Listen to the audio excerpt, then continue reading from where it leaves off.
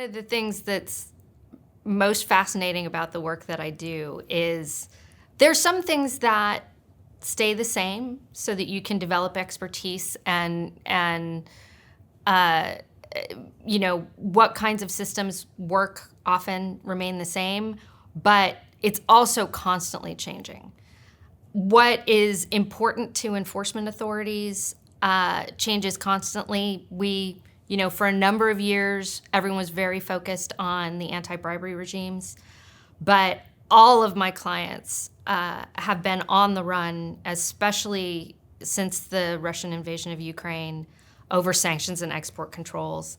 The more and more contentious relationship with China has created a host of regulations that are complicated, even to those of us who've been in the field for a long time. It takes a lot of time to sort through it. None of them are written in plain English. And the Bureau of Industry and Security, I don't know if it's intentional or not, but they seem to always release new regulatory regimes at 3:30 on a Friday before a 3-day weekend, which of course ruins my clients' weekends as we try to address and implement the new regulations. But because trade controls are foreign policy related, they are always going to change, but they are such a priority for enforcement right now. The Department of the Treasury, Department of Commerce, and the Department of Justice have all said that trade controls and sanctions regime enforcement is among their highest enforcement priorities right now.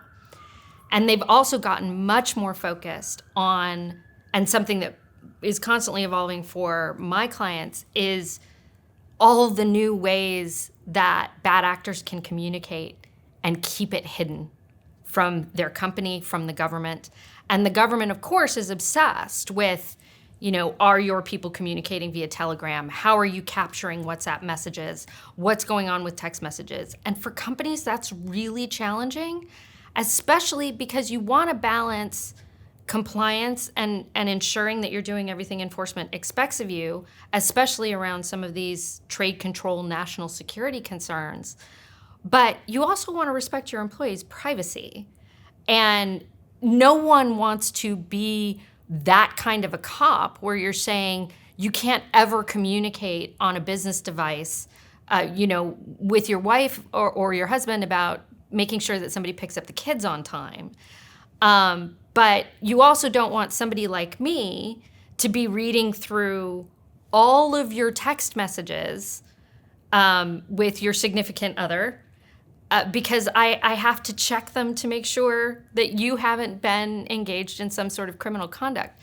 So we get these constantly evolving issues where law enforcement sees it through a single lens, and companies have to balance a number of concerns.